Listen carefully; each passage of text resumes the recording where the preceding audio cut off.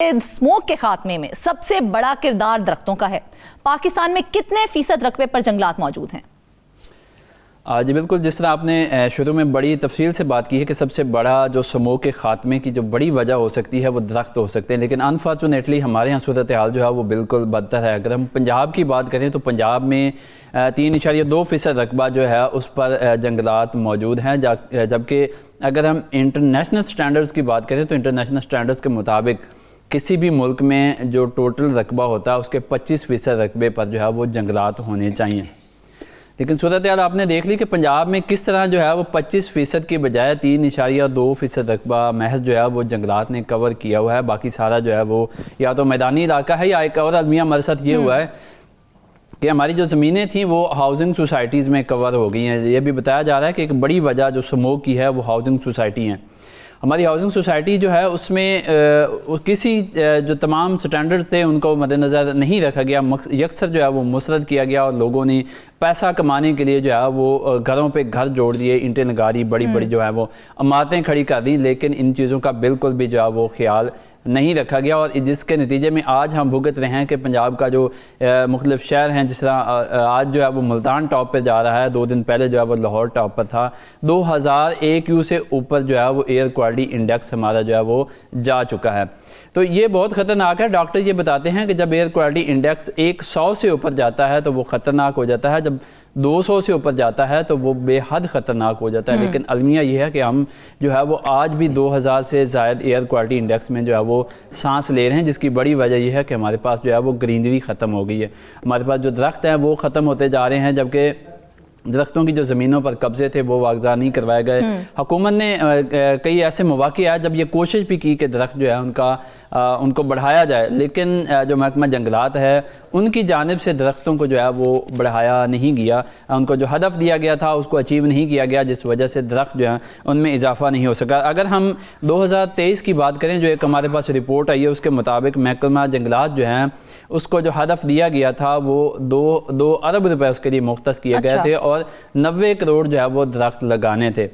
لیکن بدقسمتی سے جو ہے وہ جو محکمہ ہے، جو اس کے افسران ہیں، ان کی جانب سے 2 ارب روپے جو ہے وہ استعمال ہی نہیں کیے گئے، اور محض جو ہے وہ 84 کروڑ روپے استعمال کیے گئے، جس سے جو 90 کروڑ کا ہدف تھا وہ محض جو ہے وہ 68 کروڑ جو درخت ہیں وہ لگائے جا سکے۔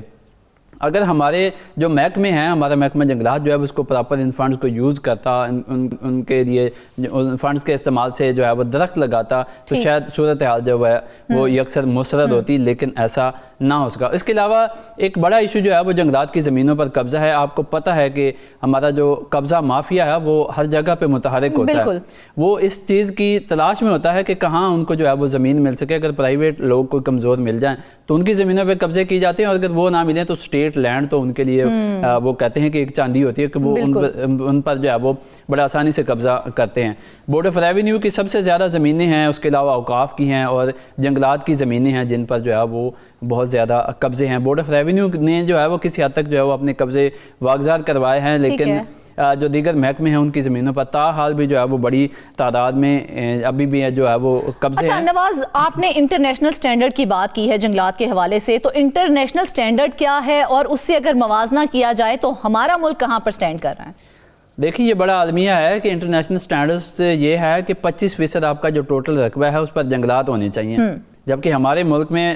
مجموعی طور پر جو ہے وہ تقریباً 6% جو پاکستان کا رقبہ ہے اس پر جنگلات ہیں۔ اب آپ خود دیکھ لیں کہ 25% کہاں ہے اور 6% کہاں ہے، مطلب 19% جو ہے ہم وہ کم ہیں۔ جب اس طرح کی صورتحال آئے گی تو یقیناً جو ہے اسموک جو ہے وہ ہمارے اوپر حاوی ہوگی، بیماریاں بھی بڑھیں گی، مسائل بھی بڑھیں گے۔ حکومت کو یہ چاہیے کہ ان ساری چیزوں کا جو ہے وہ دیکھا جائے، لیکن پتہ نہیں کیوں حکومتیں جو ہیں وہ اکثر نظر انداز کرتی ہیں، یا ساری رپورٹس جو ہیں ان کے سامنے بھی ہوتی ہیں کہ کیا ہو رہا ہے اور کیسے جنگلات جو ہیں وہ کاٹے جا رہے ہیں، ہمارے یہاں جنگلات جو ہیں وہ کم ہو رہے ہیں، سطح جو ہماری پانی کی سطح ہے وہ بہت گہری ہوتی جا رہی ہے۔ ہمیں پانی کو محفوظ بنانا ہے، ہم نے جنگلات کو محفوظ بنانا ہے، ہم نے اپنے انوائرمنٹ کو جو ہے وہ پاک اور صاف کرنا ہے، لیکن ایسا نہیں ہوتا، جس کے نتیجے میں آج ہم جو ہے یہ ایک وبا جو